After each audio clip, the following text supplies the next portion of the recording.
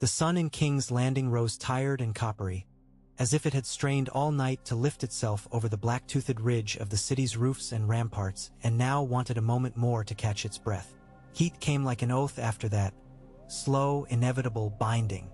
The flagstones outside the Red Keep had already begun to loosen the cool they hoarded beneath their faces, and each banister and iron ring grew warmer in the palm with every breath of morning.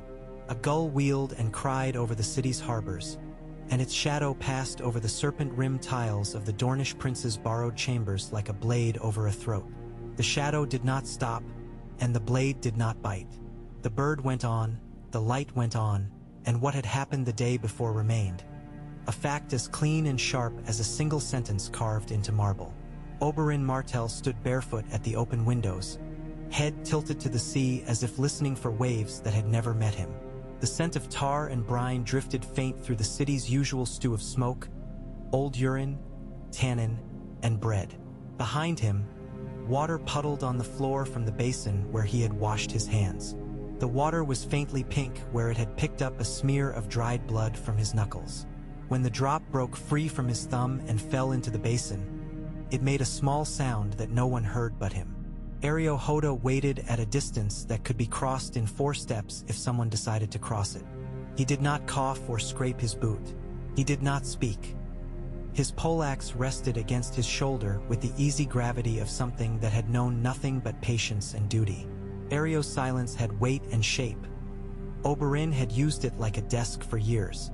He sometimes kept vows upon it while he considered which to break. Ilaria had fallen asleep an hour before, after a night of words.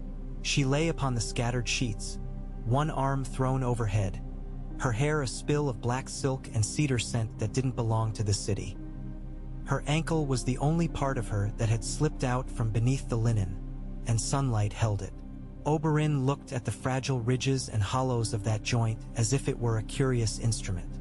The tendons flexed in her sleep.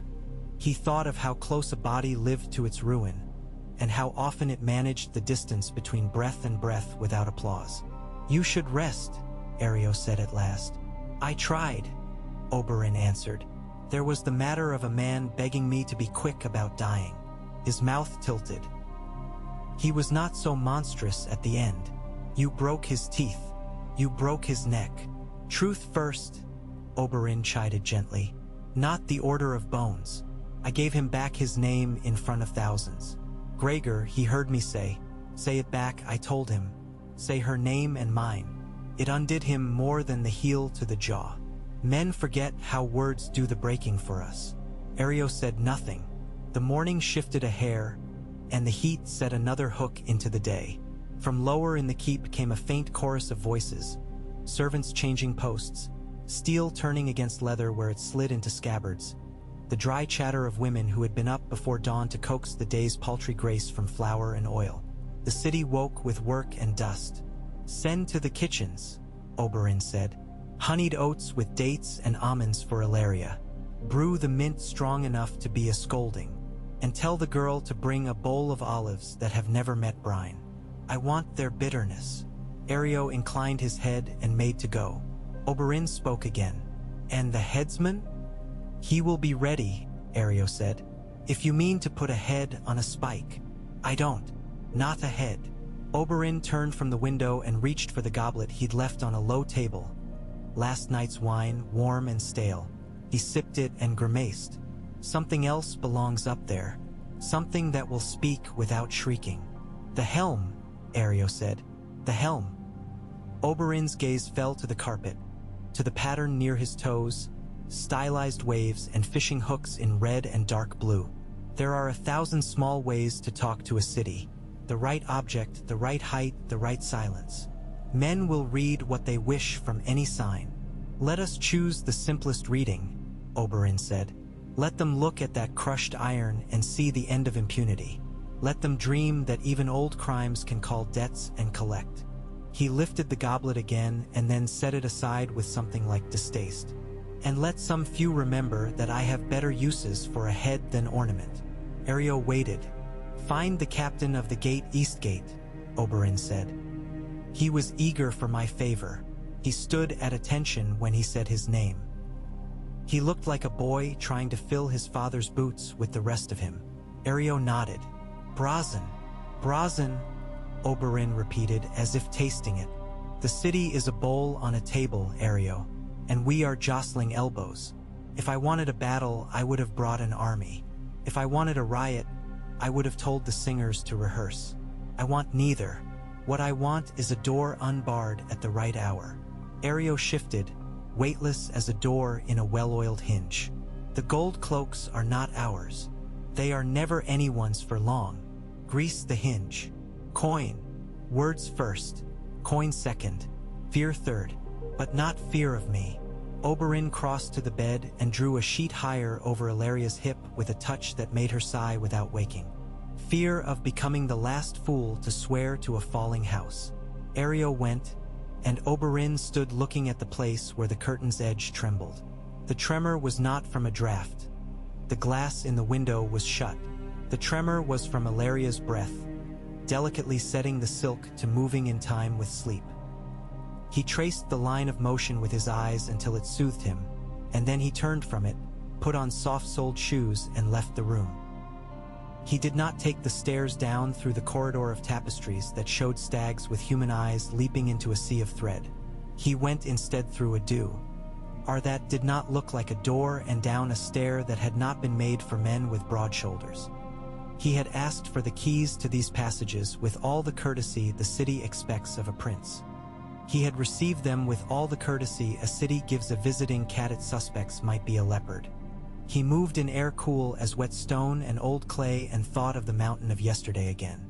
Not the man, but the shape. Mountains are not conquered by cutting off the peak. They are conquered by finding the one pass no one thinks to guard. He reached a landing where torch smoke had painted the stone ceiling black as a raven's back, and he paused. A small sound came, a footfall light as a thought in the next corridor. Oberyn spun and came face to face with a spider whose webs were made of men. "Your Grace," Varys murmured, summersoft, bowing as if his spine had been doltishly melted. "That is what I should call you, I suppose, if the tales in the kitchens grew hands and pushed at the world. Or perhaps no title would do you justice this morning. Titles are for men who worry about doors opening when they knock," Oberyn said. "You do not knock. There are doors that never forgive you for knocking," Varys said. "You were not expected to be awake." "Expected by whom?" Oberyn asked. "The city," Varys said and smiled a little. "The city had a long night gossiping with itself. It is sleeping late." "You have that look," Oberyn said.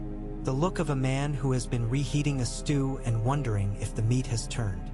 There is always the question of whether a new broth will make the old flavors worse or better," Varys admitted. His smile dissolved, leaving his face the pale, careful thing it often was when he was most dangerous. "You killed a terror, my prince. I killed a man. You killed an emblem. Those die harder, and they do not always know they are dead." Varys's eyes moved toward the stair, toward the world above. "The trial by combat. Do we call it a trial when it ends in a dance of blood and a cheer? Has freed Lord Tyrion from the king's justice, but not from the queen's hatred." "Queen Regent," Oberyn said. "Words matter. On the lips of a woman who makes the air itself a court, the difference is thin." Varys wet his lips. "Tywin Lannister is choosing from among a menu he did not write. He will add something bitter to every dish. And you," Oberyn said, "have already arranged the table." "I am not a cook," Varys said. "I am the fire that glances at the pot. I am the lid that rattles. And sometimes I am the little boy whose mother tells him to keep quiet, so he sits near the stove and listens. Tywin will try to make my victory into stones in my shoes," Oberyn said. "He will make me stumble. He will call it dignity. He will offer you gratitude for saving the realm the embarrassment of a false champion. He will insist you take your triumph and go." Varys's voice thinned, like water passing through cloth. "He will ask you to leave Lord Tyrion to be shaped by mercy, and then he will show mercy the door. A quiet death has its uses. A quiet friend, too." "Friends," Oberyn said. "I have always preferred them to family. family cannot be replaced, Varys said. Neither can a good friend, Oberyn said, and smiled in a way that did not reach his eyes. I mean to keep this one. Tell me something that costs you nothing to tell, and I will tell you something that costs me. Varys took a breath in, let it out. There is a ship, he said. She is a tinker in her papers, bound for lists with pots and cardamom. She is actually a little theater of spies.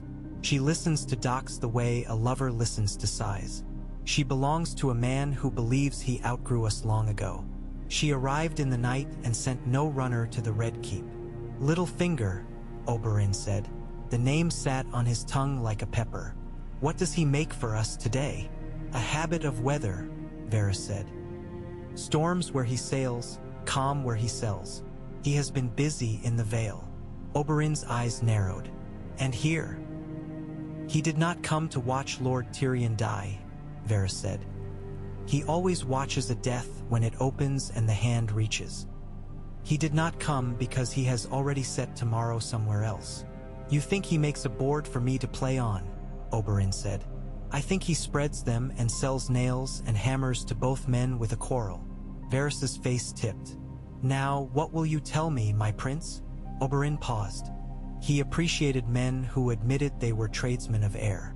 He respected the honesty of that dishonesty. I intend to hang the mountain's helm from a spike above the gate. Varys blinked once. Not a head. No, Oberyn said. Iron speaks to iron, and to men. You are making yourself into a herald of something, Varys said. Am I? Oberyn asked. I thought I was only being sentimental. I have always been sentimental toward symbols. He stepped close enough to put a hand flat against the tunnel's damp stone. It gave back the cool that the morning could not claim here. Oars will arrive at dusk, Varys. That is as precise as I will be. If you mean to run, run fast. If you mean to stay, step where I step. Varys's mouth twitched. Perhaps it had been a smile, perhaps a shiver. What ship? What ship? Oberyn echoed. I only said oars. Ships come when oars invite them. That is their habit. He turned and went on down the stair, Varys's silence sliding after like a robe on an angle of polished floor. In the cells that stank of straw and men's fear and time that had nowhere to go but in circles, Tyrion Lannister sat on a bench with his elbows on his knees and his small hands clasped. It was not a praying posture. It was the posture of someone holding a scorpion he could not put down and would not be stung by. His hair needed a comb. His eyes needed sleep. His chin needed a razor. His thoughts needed a room without rats. He had none of those. He had instead the taste of yesterday's end, shock and relief, and the absurd desire to laugh until his chest hurt, and the knowledge that someone would try to take it away. He counted the moments by the drip in the corner. The drip never varied. It was a tyrant made water. Footsteps came that had the rhythm of men who took pride in agreeing with each other. The door shook under a key and opened. A gold cloak stood there like a slab of mustard. A second stood behind him and squinted in a way that turned his mouth cruel. Rise, the first said. Tyrion looked up without rising. To what occasion? To your freedom, the second said, and made a face of amusement at a joke the room hadn't heard. Your champion killed his. The gods smiled. The queen scowled. The law yawned and muttered that it had better things to do than argue. You walk out of here, imp. Go-e, Tyrion said. He pushed himself to his feet, slow because his legs were not sure they remembered how to trust him. And where do I walk to? Your chambers, the first said. Under escort. And if I were to walk to a brothel instead? Tyrion asked faintly. Then we would follow, the second said. And the woman would ask us which of you was the one who knew how to pick pockets, and we would both point at you. Ah, Tyrion said. Then let us spare her the trouble of discovering my talent. He moved through the door into the corridor, and the smell of stale air shifted to old stone and carrying voices. He let his lip curl. Who told you to come for me? The hand, the first said. Tywin is generosity itself, Tyrion murmured. He hears a verdict and obeys it. This is the same Tywin, is it? Tall? Wears a father like a cloak? Smells of field-minted coin? Yes. The guards did not answer. They marched. Tyrion measured his breath to the count of their heels and kept his grin neatly folded away where it could not be mistaken for gratitude. He had learned years ago that too much relief looked like weakness to the men whose job was to knock that weight with a spear. Better to look busy with thoughts. Better to look as if the insult had been yours to forgive. At a turning, a slim figure stepped out of a side passage and fell in step. The guards did not challenge him. The lack was challenge enough. Varys's perfume teased at the damp like a garden on top of a crypt. "Well met," Tyrion said. "You are the only man I know who can walk with a silence so heavy I hear it." "It has been a morning already," Varys said, "and there is more of it left than I would like. Your champion has made you free. Your enemies will be busy adjusting their plans to include you alive. May I suggest that you not be anywhere predictable until those adjustments are finished?" "You may," Tyrion said. "I will even pretend I did not mean to do that anyway." "Prince Oberyn is not resting," Varys said. "No," Tyrion said softly. He did not look the sort to sleep after an afternoon like yesterday. He looked like a man who sleeps when he decides to, not when bodies suggest it. He glanced at the gold cloaks, and his mouth made a line of tolerance. "This morning, I will pretend to allow myself to be escorted. This afternoon, I will be elsewhere. For that, you will need a place to be," Varys said, "and the roads by which to reach it." "Do you know any?" Tyrion asked without quite smiling. "I am acquainted with the places where the castle's veins run," Varys said. "Blood is hot and likes to travel. We should avoid being mistaken for it. Drop back 2 paces, my lords," he said to the guards in his mild, amiable voice. "No need to trump your own prisoner with too much zeal. He has no reason to flee. He knows generosity when he sees it." The first guard snorted. The second's hand loosened on the hilt at his hip. Tyrion did not slow.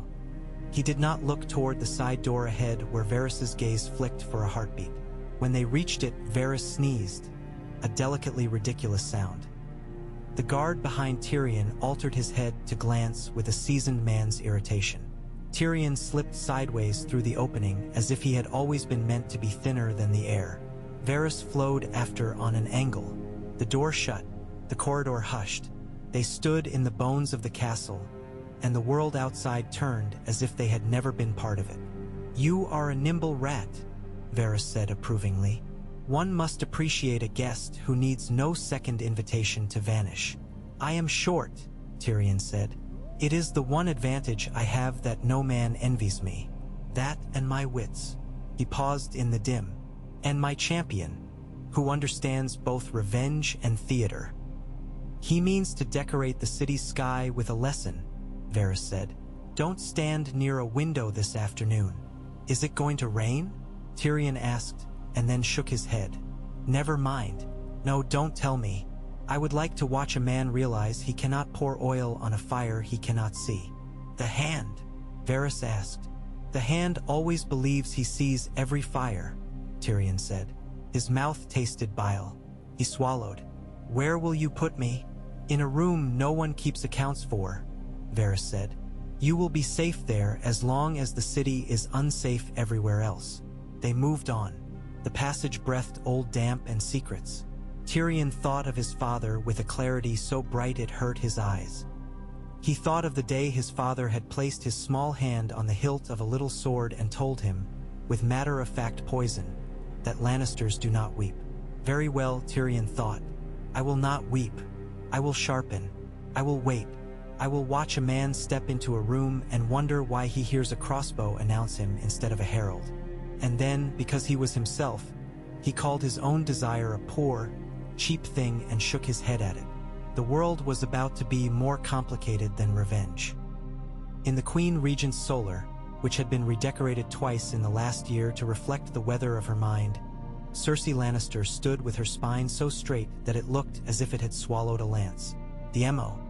Renning had a way of finding fissures in her armor. She had long ago concluded that the sun bore her a personal grievance. It showed her the lines at her eyes. It showed her the dust on her furniture. It showed her a city that would not do as it was told simply because she told it.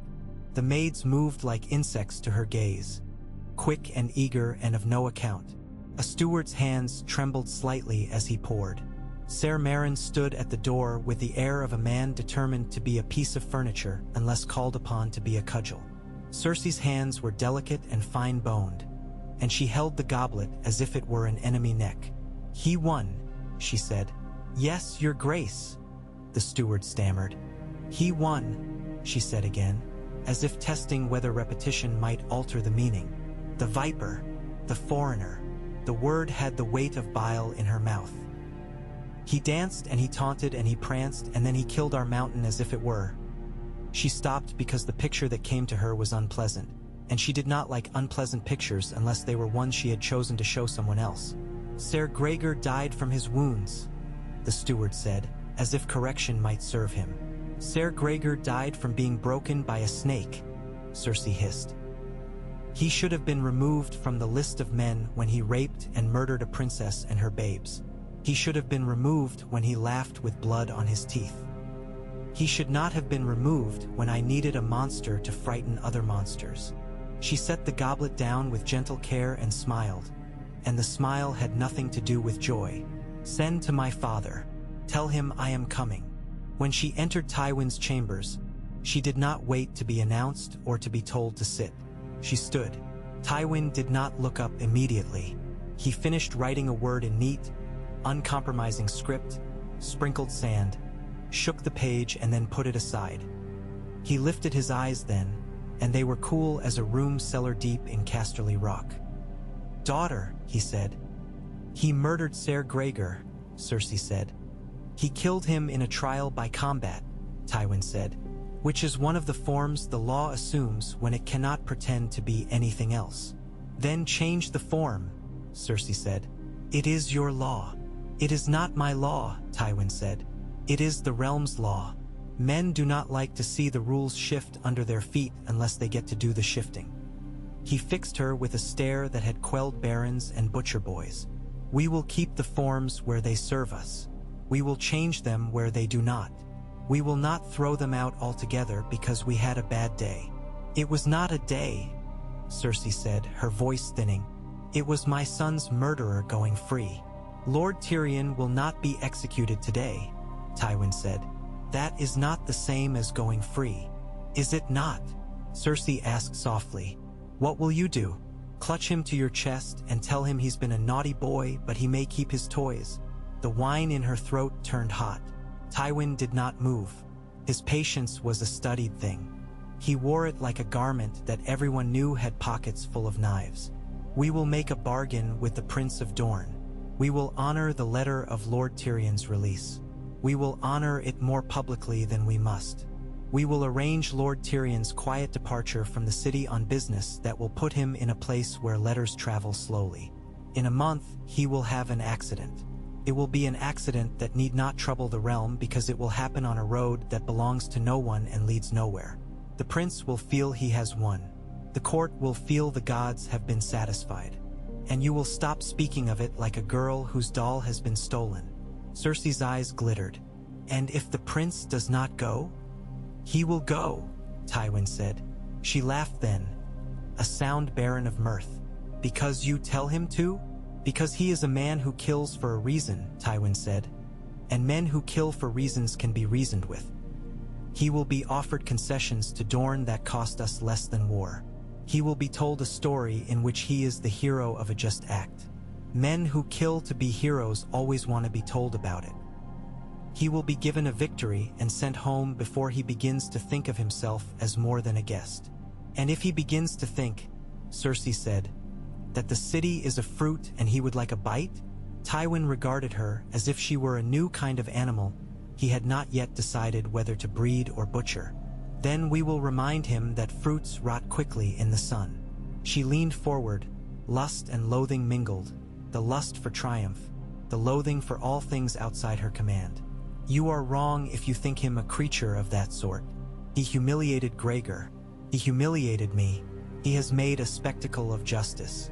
The small folk will be pleased. They will love him. They will talk about him. They will look at their doorways and wonder whether a prince might darken them with laughter and promises. He will not go. Tywin held her gaze a long time, weighing her as he weighed tribute and threat. Then we will give him a reason. In the Street of Flower, where the day began with flower and ended with cards, Mira, called Bright Mira by nobody but her own mother, knelt to tie the thong of her sandal and watched the dust of morning begin to rise from the feet of the world. Bread would be dear again by noon. There were soldiers in small clumps at the corners, the way mushrooms gather in damp. There were boys with hair like broom bristles and girls with plaited ropes and faces as thin as blades. There were smells of frying salt fish and hot oil, and Arlo the butcher was telling anyone who'd listened that the prince who had killed the giant was going to bring the price of pork down because when men feared, they ate less red meat. It was a nonsense thought, but Mira liked nonsense when it walked on two legs and claimed to be a truth. It made the day brighter. She rose, dusted her knee, and shouldered the small wicker basket she used when she went to fetch ruin or salvation. Today she meant to fetch 2 onions and a cup of olives if the olives were cheap. She turned toward the stall run by a woman with a mouth like a cutting board. A serpent of iron had been nailed above the stall sometime in the night, and red ribbon had been tied to the serpent's tail where the maker had not filed it smooth. The ribbon fluttered as if it had something to say. "What's that?" Mira asked the woman just to make words happen. "Dornish," the woman said. "They're putting them up. Iron serpents. Look, there's another by the corner. See? Bad luck." "Maybe good luck," Mira said. "He killed the big man." "Good luck for who?" the woman asked. "Good luck for someone with a cousin in silk. Not for me." Mira weighed the olives with her eyes. They looked glossy and pleased with themselves. "I'll have a cup. You can have half," the woman said. "Coin's bad this morning." "Coin is always the man who comes late and leaves early," Mira said. She smiled. "I'll sing if you give me the rest." The woman rolled her eyes and gave her the rest anyway, because she had been listening to the street sing since she had grown breasts and would miss the song when it died. At Eastgate, Captain Brazen had polished his boots until he could see the lie in his own face. He had told himself he'd been the captain of the gate long enough to know a real order from a rumor dressed up in boots. He had told himself not to look at the sky every time a bird winged eastward because birds had their own business. He had told himself a great many things since dawn, when a polite man with a voice like sand on silk had stood before him and said without saying, "I am the hand that will either lift you up or press you down." Now Brazen held that man's meaning like a coin in his teeth. He tasted metal. He tasted the place where his own fear had nicked his lip and salted the morning. "You have a clean gate, Captain," Ariohoda had said, quite simply. "You have done honor to your post. Imagine how it shines when a prince mentions your name." Brazen had imagined it. He had done nothing but imagine it since Ario had gone. He had imagined the look on his father's face when someone told him, the father who had died with his jaw set over a lifetime of small, hard disappointments. He had imagined the look on the woman he loved but did not marry, and he had imagined the look on the man she had married when he was told he had missed something. He had imagined his own name in a room where names were used as knives and kisses. He had imagined a great many things and done nothing. As the sun climbed, a knot of urchins gathered to look at the iron serpent that had been hung above the gate. It had not been there yesterday. It had a single ruby eye that was, upon inspection, only glass.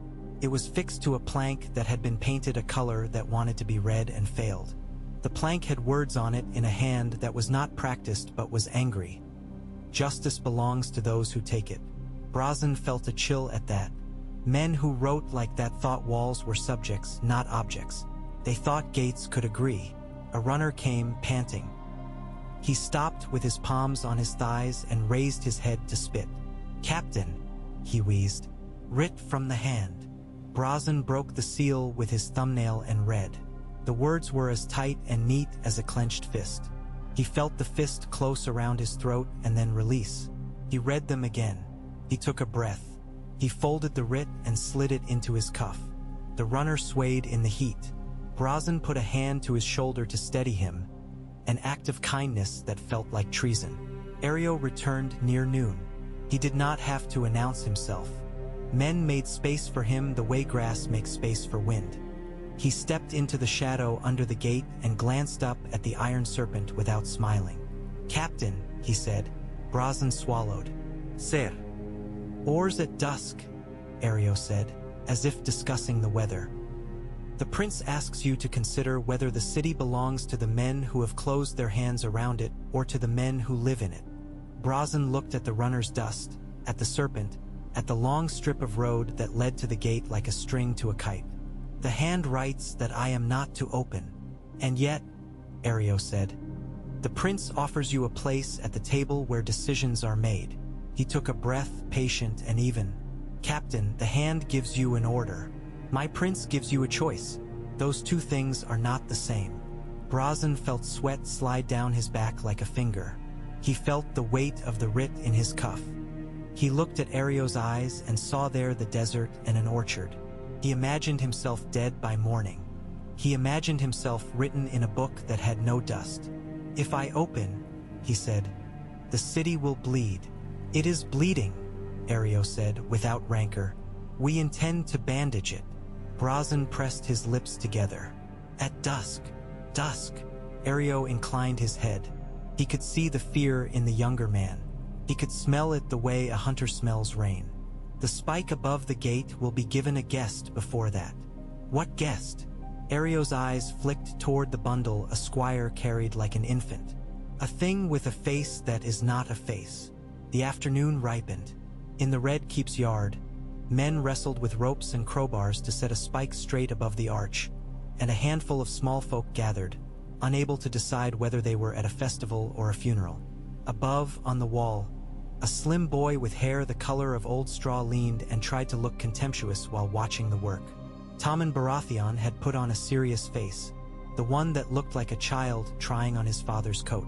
Marjorie Tyrell stood slightly behind him, hand on his shoulder, her presence the perfume of a garden that promises a certain kind of afternoon. "It is only iron," she murmured. "It looks like a spear," Tommen said, voice solemn. "Everything looks like something else before. You think about it," she said. "Look more. It looks like a finger," he said at last, hesitating. "A finger pointing which way?" she asked. He lifted his chin toward the city. "Out." "Then it is telling us to look," she said. "We should look." She smiled when he managed a small smile in return. She did not enjoy the feel of the day. It had the texture of a bedclothes after a nightmare, damp and clinging. She tightened her fingers around the boy's shoulder and let her breath slow. Somewhere behind them, her grandmother was bullying a guard into apologizing for the noise the spike made against stone. Marjorie thought of bread. She thought of meat. She thought of using the day the way she used her face, as a tool. She wondered whether Prince Oberyn Martell owned mirrors or whether he kept only windows. Cersei appeared in a flutter of silk and strung wrath. "You will come away from the wall," she told Tommen. "There is nothing a king need watch the city do to itself."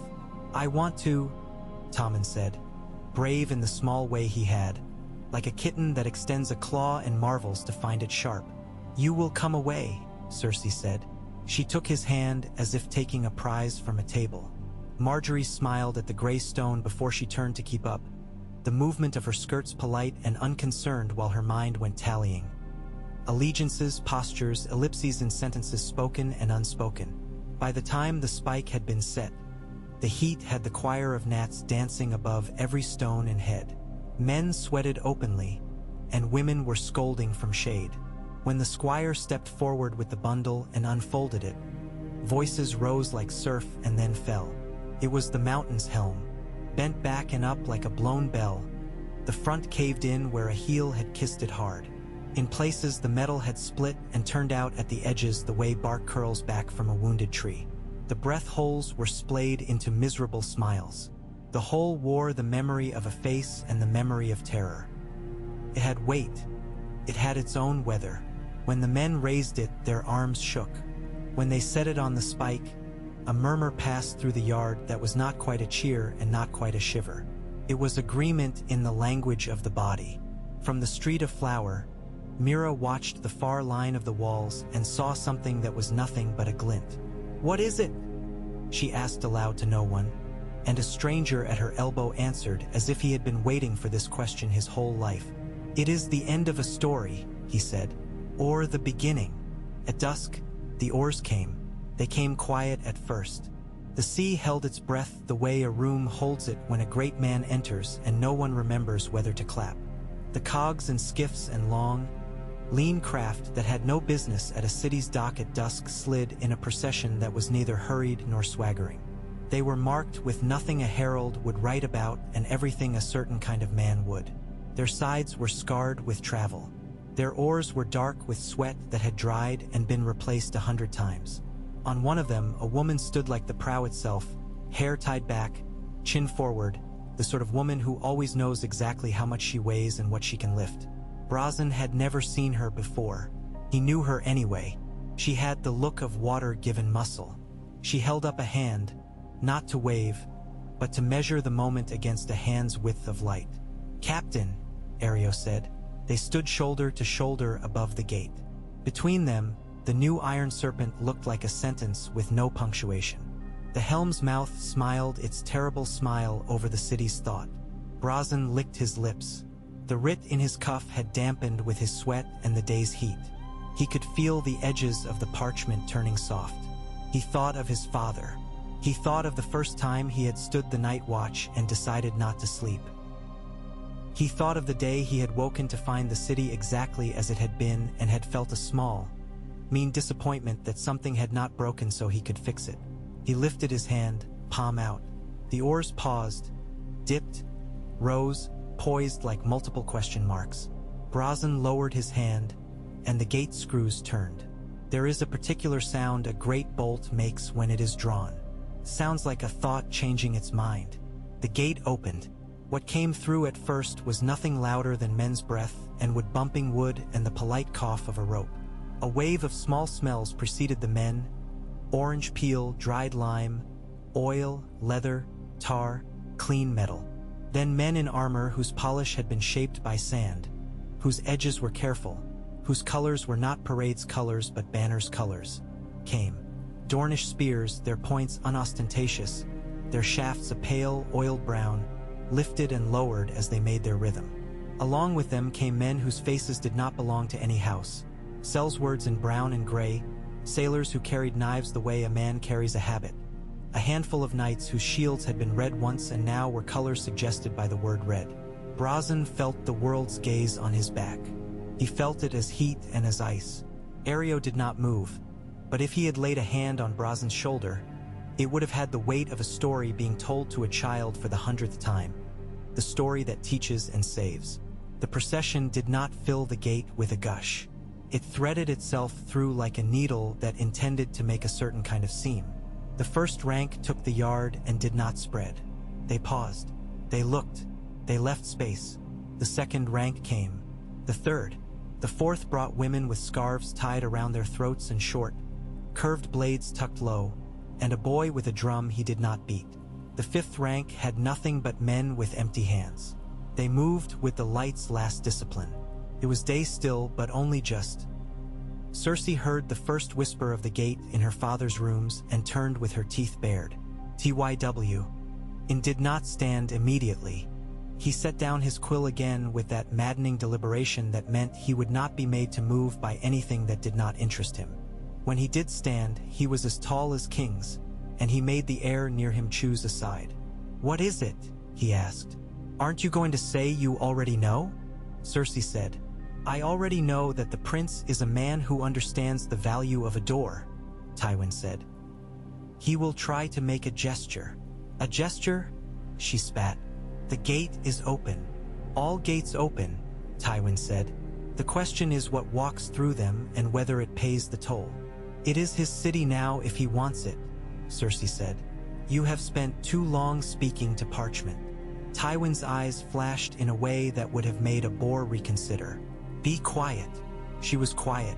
She stood in that quiet like a woman who may break her cup or break a man. Tywin lifted a small bell and rang it once. The sound moved through the rooms with the authority of hunger. Men came. He spoke to them in a voice that turned orders into facts before they were carried. Cersei listened the way a hawk listens to the wind. She missed something of what he said because she was busy being angry with it already. In the yard, Oberyn entered. He wore no cloak and no crown. He wore a shirt cut for heat and movement. His hair had been tied back as if to keep it out of his eyes while he worked. He walked in the middle of the third rank and looked up at the helm. He did not smile. He let his eyes rest on it until the yard went still. Then he lifted his hand, slowly, and removed a ring from his finger. It was the sort of ring a man might use to seal a letter that could change a nation's posture. He reached up as high as he could and ran the ring along the edge of the broken helm where the metal had split. The ring left a bright, thin line on the iron. The ring made a small sound against it, and in that sound the men heard the point being made. When he lowered his hand, he saw Tyrion standing near the edge of a stone stair, in a shadow that had been meant for a different drama. Varys was at his shoulder. Tyrion did not raise his hand. He nodded, the kind of nod men make when they see a plan glide closer to completion. Oberyn met his eyes and made nothing of it. He turned away and walked under the arch of the gate, deeper into the keep, where shadows were the color of the inside of a thought. The first blood of the evening spilled in a corridor off the Queen's ballroom, and it spilled without anyone shouting. A Lannister guard reached for the hilt at his side because a man in a dark half-cloak brushed close. Areo Hoda's poleaxe moved without looking as if it had. The guard went to his knees, surprised and then not. Areo's eyes did not change.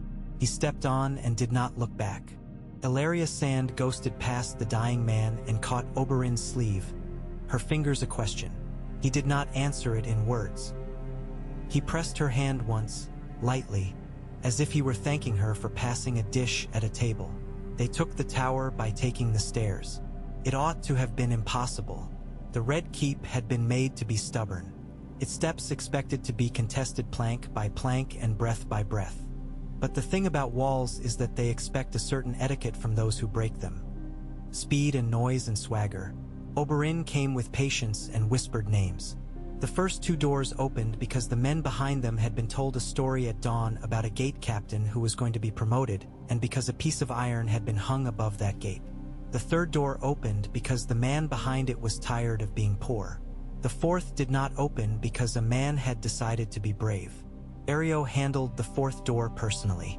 When it swung inward at last, he found the brave man alive and handed him to two Dornish spears to be set against the wall with bound hands and a skin of water. He left him his courage. It was a better warning to leave for the next men than a corpse would have been. In the fourth chamber they passed, Oberyn paused before a tapestry. It showed a stag pierced by many arrows, each shaft fletched in a different color. The stag had a human face, and the face wore a look of irritated surprise. Oberyn touched one of the arrows with the tips of his fingers. "There are men who flatter themselves that they are stags," he said. Illyria smiled faintly. "I have seen your antlers," she said under her breath, close enough that only he heard. "Do not grow them now. Do what you came to do." "I came to do several things," Oberyn said. He moved on. They reached the small council chamber at a moment when Tywin had sent his runners, but had not yet gathered his pieces. He stood, the lord of any room he entered by habit, and turned to meet the men whose footsteps his ear had measured from far away. Oberyn entered without used ceremony.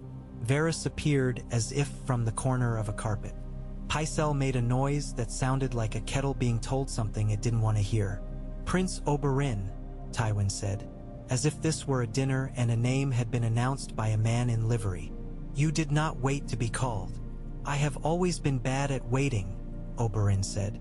"I am worse at being called." "Then let us call nothing," Tywin said. "Let us discuss." "Let us," Oberyn agreed, and in the word was 1,000 unspoken things. Areo closed the door. When he placed the butt of his poleaxe on the floor, it echoed like a footfall in a mountain. Tywin's gaze moved over the Dornish men, over Illyria like a landowner glancing at an olive tree and calculating its yield, over Areo like a man noting a wall. When his eyes met Oberyn's, something like admiration flashed, small and sharply contained. "You have done something clever," Tywin said. Clever things are costly when they are not tidy. Men who have spent their lives tidying the world are always tired of being told how much dust lives in the corners, Oberyn said. He stepped closer as one prince to one lord, but not too close because there are distances that do their own talking. The helm is for the city, he said. This is for you. I want what I asked for and what you pretended yesterday to be willing to give. Justice that has a name and surname and a place at the table in the Hall of the Dead. You have been given justice, Tywin said. The man who committed those crimes died before witnesses. He died because I did not let him live, Oberyn said. That is not the same thing. I want the man who gave him permission to be called what he is. A king, Tywin said softly. A prince. A lord, Oberyn said. A hand. A father. Choose a title. I want a name. Tywin's eyes were winter again. They went past the surface of Oberyn's words to the scaffolding. You want me to confess to a thing I did not confess to when it served me better than it would serve me now. I want you to say my sister's name and admit that you did not consider her life worth a letter, Oberyn said, his voice steady, quiet, as if he were telling a story to a child in a room where the child had been sick for a long time. You think that I ordered a crime, Tywin said. You think that I hid behind oaths that I was too careful to swear. You think that you are the only man in this room who has lost something worth killing for. You are not. Then you will not mind losing a little to keep a lot, Oberyn said. Say it, and I will keep the city clean as a plate. Refuse, and I will let the city learn how to break bread with chaos. Cersei stepped forward as if the air were a curtain that had brushed her face without permission. Who are you to threaten the capital? I am a man who can count, Oberyn said. The gold cloak's pay is in arrears. The baker's flour is short. The harbor is slow. The Tyrells grow tired of standing in rooms where gratitude is always promised tomorrow. The faith's bells have not rung for a wedding in months. The small folk remember that your son choked to death at a feast and that no one poor was punished for it. They are ready to be asked to do something foolish. I will not ask them. I will simply let them. Tywin's mouth thinned. Princes do not threaten to riot. It is beneath high-born men to hide behind low-born fury. Princes who have lost sisters to men you rewarded are allowed their own methods, Oberyn said. I will not teach a riot. I will teach the city to stop being afraid of one. That is all. He glanced at Tyrion, who had entered and stood near the far end of the table, the small man with the careful eyes. I will also teach men that their answers have to be spoken aloud where others can hear them, not buried under a mountain silence. This is blackmail, Cersei said, spoken by a man who has never had the courage to be bound by the law. The law offered me a dance yesterday, Oberyn said. I led. Today I ask it to sing. Lord Tywin, I will do it this way. You will stand in a window, and you will pronounce the truth of those years in one breath. That you gave leave for the mountain to put Elia and her children to the sword, yeah or nay. You will say it for the record. You will say it where the city can use your words as a wall around a grave. You will say it, and I will leave your walls standing. Tywin's hands were steady. His voice was the voice that had told battle lines to transmute into treaties. I will say no such thing. Then you will make me king for a night, Oberyn said almost sadly. Because men who hear the city's true voice become kings whether they mean to or not. Varys drew in a breath that could have been surprise or admiration. Marjorie, who had slipped into the chamber with the grace of a thought she had meant men to think, watched both men with eyes that held petals and thorns in equal measure. She saw the way Oberyn laid a veil over the word king and handled it as if it were a thing he did not want and might take anyway because the man across from him had left him nothing else to do. You cannot take King's Landing, Cersei said, and the distance between contempt and fear shortened. There are legions. There is the rock's gold. There is the faith. There are men who eat and sleep, Oberyn said. There are doors that open. There are kitchen girls who hear before others do. There are masters who ride horses who were broke by stable boys with bad shoes. There are all the ordinary things. I have always preferred ordinary things done well to grand things botched twice. A tremor ran through the keep then. A sound, a vibration like a drum being touched rather than struck. The hall outside erupted with voices. A Dornish messenger slid into the chamber as if called, though no one had. He bowed to Oberyn and spoke 3 words in a language that was not Westerosi. Oberyn nodded once. He turned back. "The yard belongs to the crowd now," he said. "You can join it, Lord Tywin. You can speak to it. You can make it yours briefly in a way that will save you and your house a great deal of coin and blood.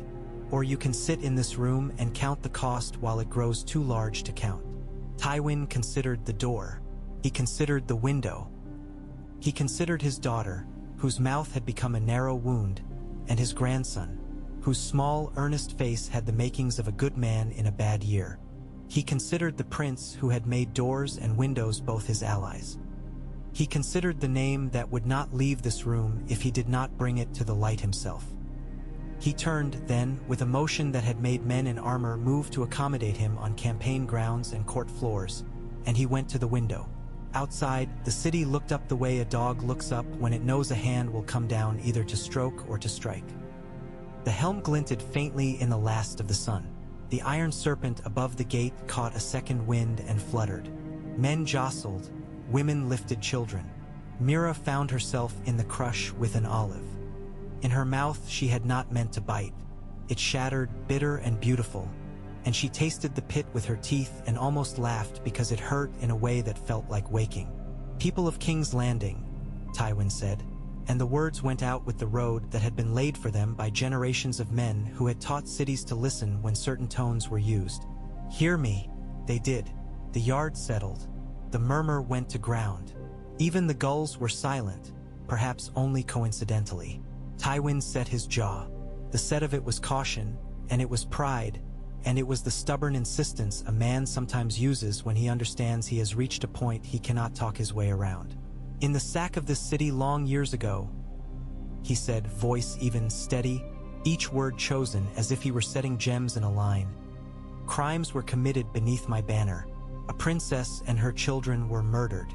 I did not give the order that sent the mountain to do it. I did not stay his hand. I profited by the act. I regret this." There was a sound like the city itself deciding it had heard something. It was not quite a sigh. It was not a sigh. In the chamber behind him, Cersei made a noise as if she had been struck. Varys's eyes glittered for just an instant. Marjorie nodded. A tiny movement that could have been mistaken for nothing by anyone not standing near enough to hear her breath. Tyrion's mouth twitched. Elaria closed her eyes and opened them again. Ario's fingers tightened on the haft of his weapon and then loosened. Oberyn did not move. He did not smile. He stood with his head slightly bowed, as if listening for his sister's name in the stone and the blood and the day. When it did not come, he raised his head. "You do not regret it," he said softly, for Tywin's ear alone. "But you have said enough. For now." He turned to leave the room. Cersei moved, a panther in silk, and her face was a pure thing. Rage cut to diamond facets. "You have humiliated us," she hissed. "You have made my father bow to a snake. You have made my house apologize to your dead. I will burn you before I let you." Oberyn raised a hand, palm outward, a gesture small and strangely intimate. "Do not speak to me of burning," he said. "There are fires that do not go out, your grace. You have one in you, so do I. Let us both try not to cook the city with them." He walked down into the yard where the crowd's noise had changed into something alert and dangerous. He lifted both hands, and the city's attention settled on him the way dust settles on a just-made bed. He did not immediately speak. He looked instead at the faces, the cheap hats and the bare heads, the small scars and the big ones, the proud bones of noses, the shallow water shivering in eyes. He swam there a moment. "I am Oberyn Martell," he said at last, speaking as if each word had been rehearsed and then stripped of its vanity. "My sister was Elia. She was murdered here in this place by men who wore Lord's colors. The man who killed her is dead. The man who let him is ashamed. That is not enough. But it is something. It is what we have been given today. Let us use it well." Men and women leaned closer, not forward, closer as if to smell the words. A boy on a barrel raised his chin. "There will be bread," Oberyn said. "There will be water. There will be no taking what belongs to a neighbor because you think your grief exceeds their poverty. There will be no justice done with fire to a house that holds the innocent. There will be judgment at the gates for men who have spent years pretending not to know their own names." He let it rest. He did not shout. He did not invoke gods. He did not promise a kingdom. He promised food and naming and the delicate discipline that makes order feel like respect rather than a cudgel. "If you are angry," he said, "keep your anger. Do not give it to a stranger who offers to spend it for you." The crowd made that sound again, the one that was not a cheer and not its opposite. Men looked at each other the way men do when something has been decided and they are relieved and disappointed by the same decision. Mira finished her olive and licked the oil from her fingers and put 2 of them into her mouth to whistle. The whistle sounded too bright for the dusk. She stopped. She looked up at the helm and thought of a skull. She looked down at her basket and thought of onions and her mother's hands. She told herself she would remember this taste. In the upper rooms, Tywin sat and let Cersei rage around him in gusts.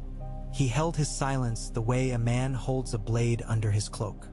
At length, when she had said the worst things one can say to someone whose blood made yours, he spoke.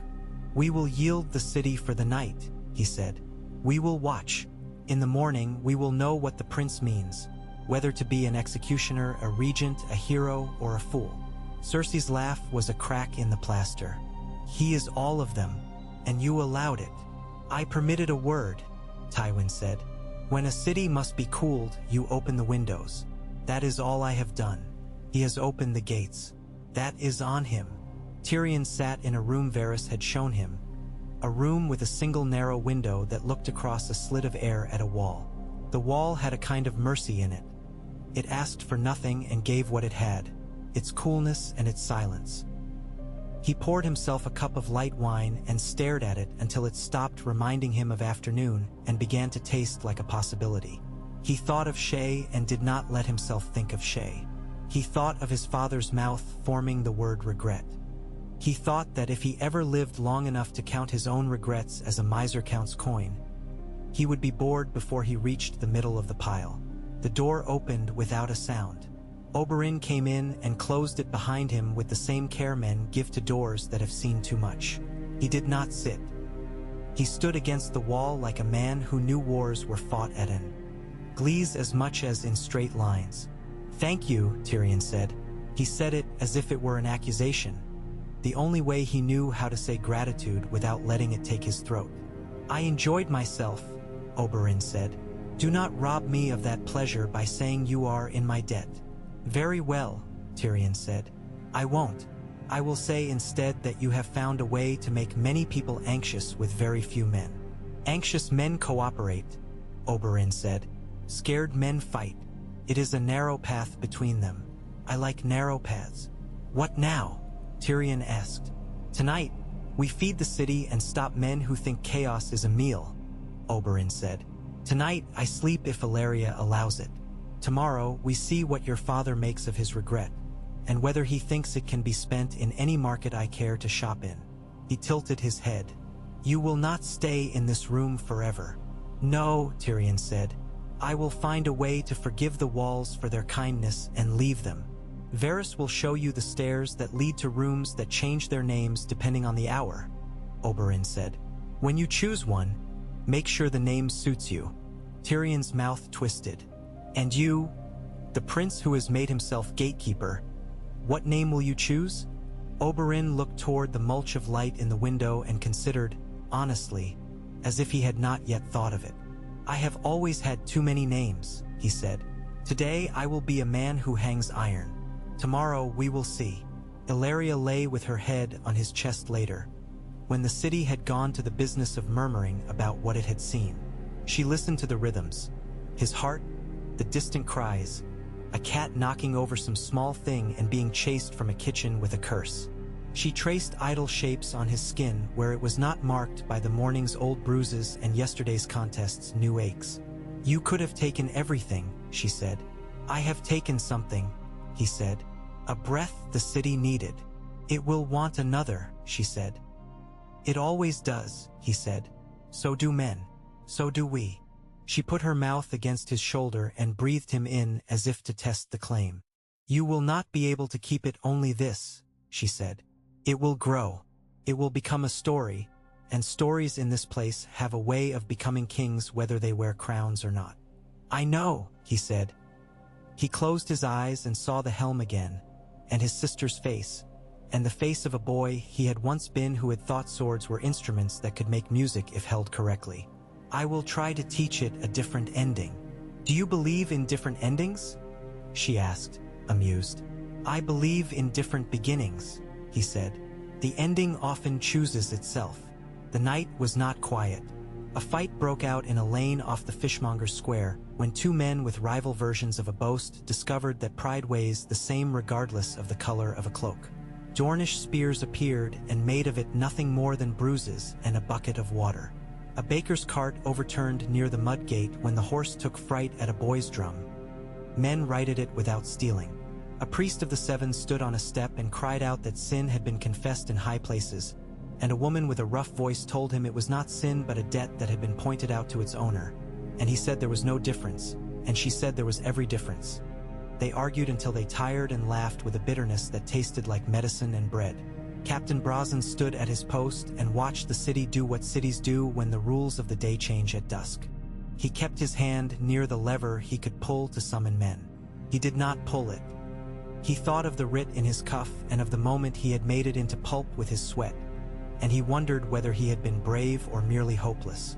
Ario stood beside him for an hour and then another, saying nothing except once, when he said, "Your father would have understood today."